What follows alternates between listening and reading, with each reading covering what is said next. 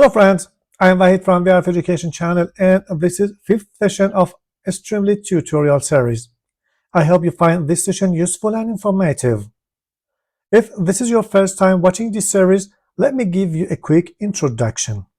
Streamlit is a Python library that allows developers to create web-based user interfaces for their applications without requiring any web development knowledge. It helps building user-friendly interfaces that enable end users to interact with applications more effectively. In Streamlit, widgets are the fundamental building blocks for creating interactive user interfaces. In the past 2 sessions, we explored some basic widgets. In this session, we'll focus on widgets that allows users to select one or multiple options, for example, choosing an algorithm or selecting from various available options. Now let's jump into VS Code and start exploring these widgets with practical examples. So as we ended last session with a slider for continuous values, in this session I'm going to start with another variant of a slider, SelectSlider. This is the signature of this widget, and using this widget we can let users select one option or arrange option between provided options for this widget, and the look and feel are just like the slider that we just saw in previous session. So let's see how we can use this widget. I'm gonna ask user to select a difficulty, for example a game application, something like this. So I have a choice variable, it's equal to st.SelectSlider. First of all, I'm going to provide a label. Select difficulty, oh, it's so hard, right? Now, as for the options, I'm going to use a list and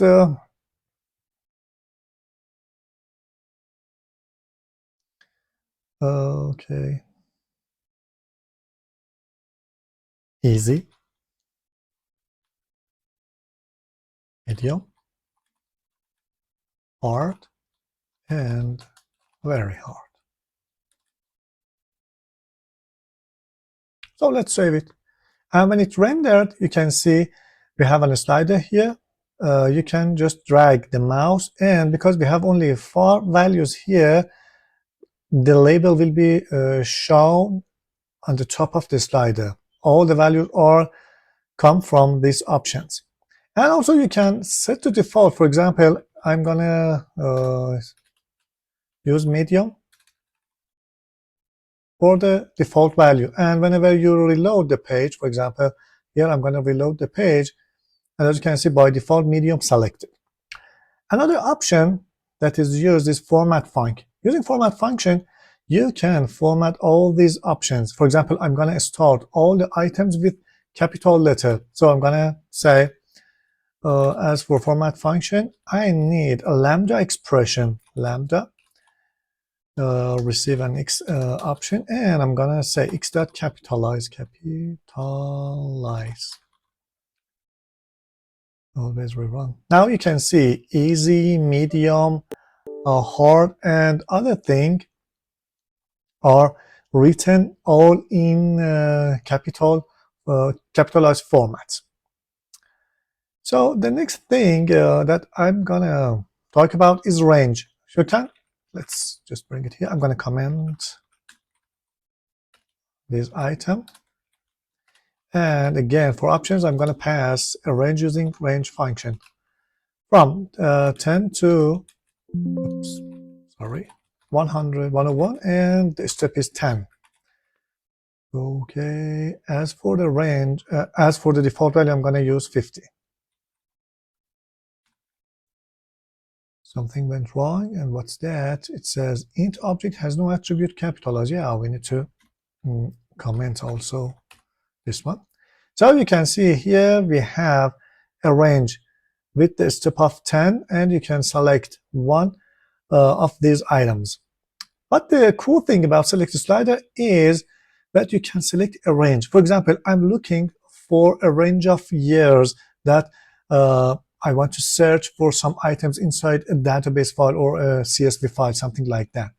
So here we just need to provide again a list of items, options. It's equal to a list. For example, 20, 20, 2021, 2022, 2023, 2024, and 2025. It's just like before, and if I comment the values, you can see we have all these years here. But for the value, this time I will pass a tuple. And I'm going to say I need to look for, by default, looking for 2021 and 2023. Okay? So as you can see, the slider changed, and we can move the beginning and the end of the range using these two knobs. Okay? 22 to 22. And you cannot move from the left side to the right to the right side. So let's see what's the output. Here I'm going to say st.info choice. So you can see whenever you change the value here, the return value is a tuple that contains these two start and end values. Now you can do your logic or your business inside the code using these two values. So as for the other parameters such as key or help key, I will talk about key in the session states in near future. Help is a tooltip, so we can provide a help equal to, for example, sample help for slider. You can see a question mark here, and if you hover mouse on that, the text will be appear, and also we have some misspelling things here. And also for unchange, we can provide a method to run whenever the value or the selected value of a slider changed.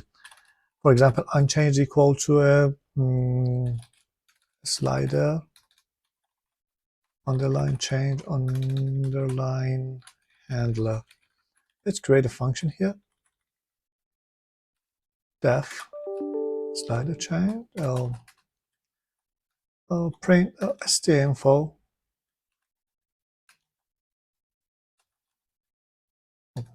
value changed. So whenever the value changed, imagine I change it, you can see that function started, and this text printed or added to the output. And also you can pass some parameter with these two args and kwi's. These are the same as any functions in Python, and I'm not going to get into much detail for them. And also you can fetch the current value of the slider in this method using the key parameter. And I'm not going to get into details also for this parameter. I will talk about this one in session state. So this is all things that we need to know about SelectSlider. Now let's move on to next widget. Let's comment all these items and refresh the page. SelectBox is very similar to options from the signature point of view. We have label and options, and also index for the default value selection, and also formatter function, key, help, and other parameter here. So first of all, I'm going to create another variable named choice again, and st.selectBox. So it says, please give me a label. I'm going to select a fruit, pass this one as the parameter. And for the options, let's bring it from here.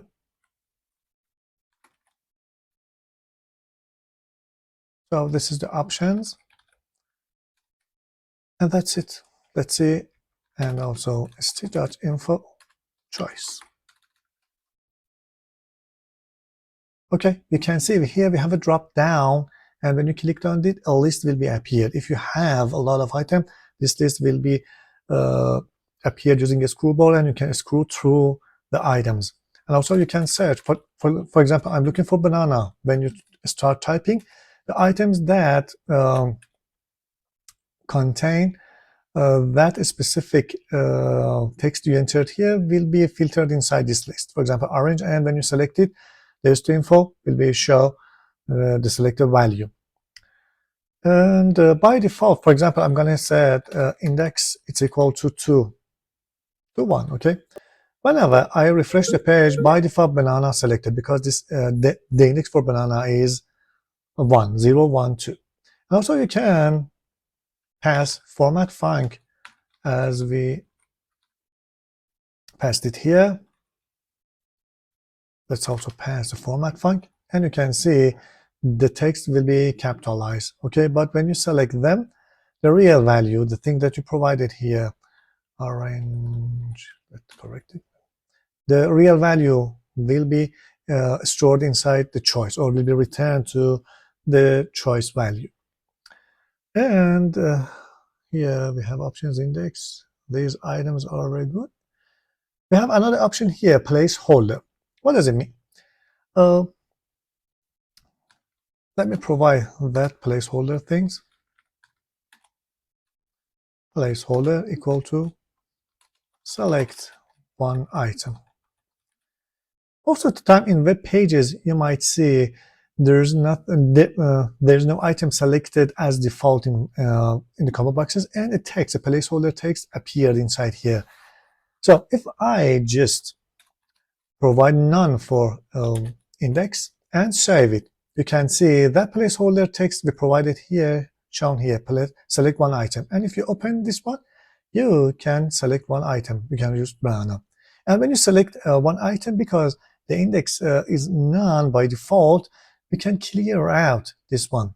So we have nothing selected for the choice parameter. So if you want to add this functionality for user, you need to set none for index and also provide a placeholder text. You can also get rid of this label, for example, label visibility equal to hidden. Now you don't have any label here. You can just clear it out, and this item is documentary, and user can user will be informed to select one item here. And also let's use a list of items with a number as index for the options to see when the list items are more than, for example, 10, how it's gonna render the list for us. So I'm going to say options equal to, I'm going to use this list iterator item format item I for I in range, for example, 1 and 21. And I'm going to pass this one, I'm going to comment this one and just pass options as a positional argument. So if I save, you can say, here we have a list of item 1, 2, 3, 4 along, it's a long list to item 20. So this is the way that you can provide a long list, and SelectBox will be rendered them as a list of items with a scroll bar. So you can have a lot of items, and for example, if I write 2, you can see we have item 2, 20, and 12. These items contains 2, so they will be filtered out, and you can select among them. Now, what if I want to be able to select a couple of items here? For example, I want to use item 2, item 10, and item 12. Here, we have another widget named MultiSelect. Using MultiSelect, again, we have a drop-down list here, but this time we can, or we are able to select more than one item. Let's see how it's going to work. The next widget is radio. Radio is very popular inside all applications. When you have a limited choices or options, for example, up to 5 items, you can use radio to let user select one option from the list. So what's the difference between radio and a SelectSlider? With radio, user can see all the items available at a glance. But with SelectSlider, we need to move the knob from left to right to see the options. So for small options or a small list of options, we can use, or it's better to use radio. So this is the signature of radio. Again, we have a label and options. They are the same as with what we have here. But for the index, using index, we can select the default options using its index. We don't need to provide the value. We just need to provide the index. And I'm going to talk about it very soon. Format function, key, help, unchanged, and args and KW are the same with SelectSlider and other widgets that we talked about in previous sessions. So I'm going to ask user to select a food. So here we have a choice again. I'm going to create a choice variable, and this time I'm going to use st.radio. For the label, I'm going to pass select a fruit. And for the options, I'm going to pass a list of items, for example, apple, banana, and orange, for example. So let's render the page. Here you can see we have all those items here, and we can select one item among the list. And what if I just use st.info choice? I'm not going to print it to the output when we have that st.info. It's very good. By default, apple selected, banana, and orange. And I'm going to pass the index value, and also index started from 0. So index is equal to 2. So by default, if I save the page, you can see orange will be selected by default. Whenever you refresh the page, orange will be selected as default. And again, for format function, I'm going to copy this one from here.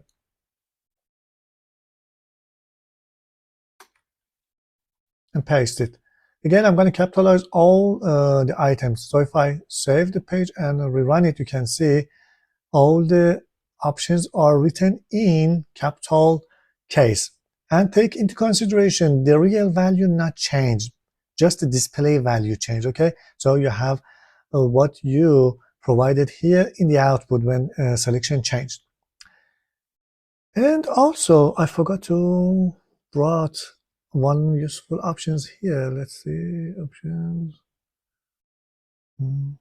Yeah, we have two good options here, captions and horizontal. We also have some other options such as disabled and label visibility. I've talked about them, and as the name implied, disabled will be disable all the options, and label visibility also can hide the label that we provided for the widget. Let's talk about these two. By default, horizontal is false, and I'm going to set it to true. Horizontal equal to true. Then all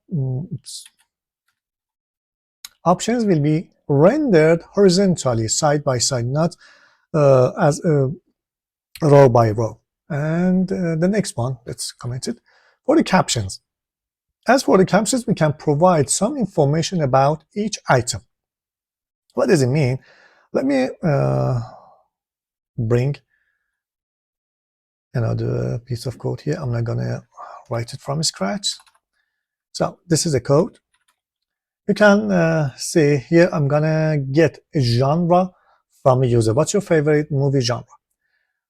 This is for the options, and we use positional argument. I did not provide the option label here. This is for different options. As you can see, we have some formatter here, rainbow. Using rainbow, we can print this text as a colorized text. I've talked about this formatter. It's going to print the text drama, italic, and bold. Here we have an emoji. You can use colon movie camera to add some emoji. You can see the list of emoji inside the Streamlit site. And using these backticks, you can have some lined out text. For example, you mark the line over the text. It's somehow gonna show this item is available, but it's not good to use. Some obsolete options. And captions will provide some information. What does it say here? Test caption. I just added it. Test caption. So these items will be rendered below each item. Now let's see what we have here. You can see the comedy will be printed using this colorized item. Laugh out loud. This is the description for the comedy, drama, documentary, and this is the video. And this is I mistakenly tell you this backtick's gonna print the text inside the code way that we just saw in previous sessions. So we can select each item using this radio with some help or with some information about each item. And this is all about the radio. You can use it to provide some information for a user and let users select one item among a list of items. The next item is SelectBox.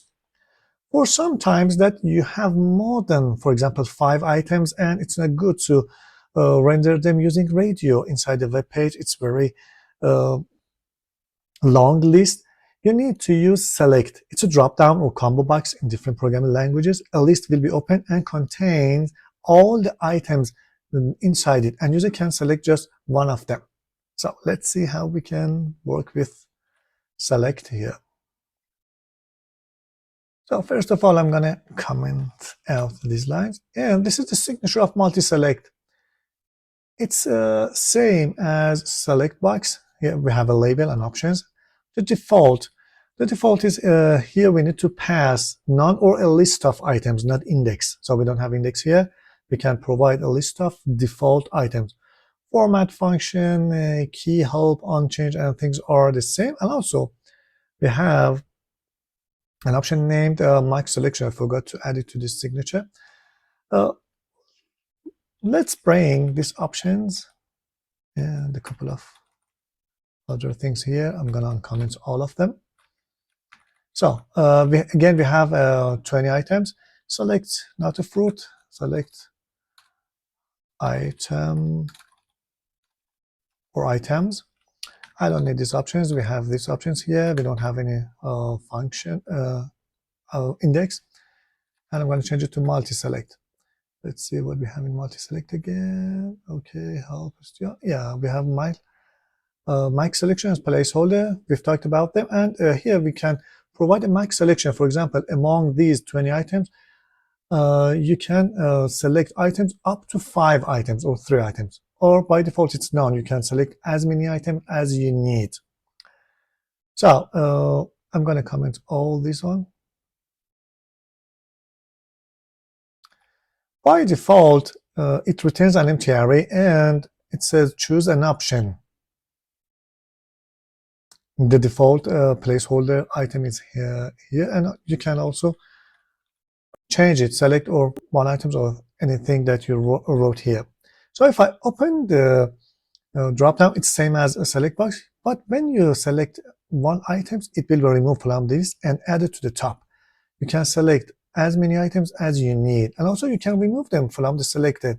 When I close the drop-down, you can see item 2, 4, 6, and all the items that added to the list will be returned to the choice item, and you have a list of items in the order of they selected. And also you can remove all of them or just remove them one by one. For example, I don't need item 9 and item 12, and I don't need all of them, so it's an empty array.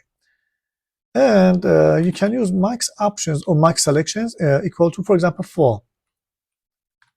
I want user to be able to select up to 4 options, and this time when you select item 1, item 2, item 3, and item 4, you can see after 4 selecting, the list will be gone, and said you can only select up to 4 options. Remove an option first. So I'm going to remove one of them. Again, the list appeared, and you can see we have option item 1, 4, and 6 here. So this is the way that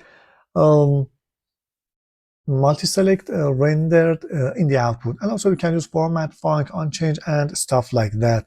I'm not going to get into details for those items. Okay, and nothing more about let's see, multi-select, format, func. Oh, for default. For default here, I forgot it. Default value, you can pass a list of items. For example, I'm going to choose item 1 and item 3 by default. So most of the time user need to select them, and I'm going to select them by default. So if I save the page, you can see item 1 and item 3, whenever I refresh the page, are selected by default. And you can also change them. It's default options, and you can change them. And if I refresh the page, you can see they are selected. And if you misspell them, even in this way using small letters, you will be encountered to an error because the default value item 1 is not specified in options. You need to be careful about them to be exactly the same. And nothing more, I think. Let's change it one more time. How things are talked about. them previously. Yeah, this is all that we need to know about. Let's also check disable for this one. Here I'm going to use disabled by true. So by default, the multi select widget is disabled and you cannot work with that, but the default values are selected. So it's the end of this session, and I hope you enjoyed this session and information was useful for you. Thank you, and till next session, goodbye.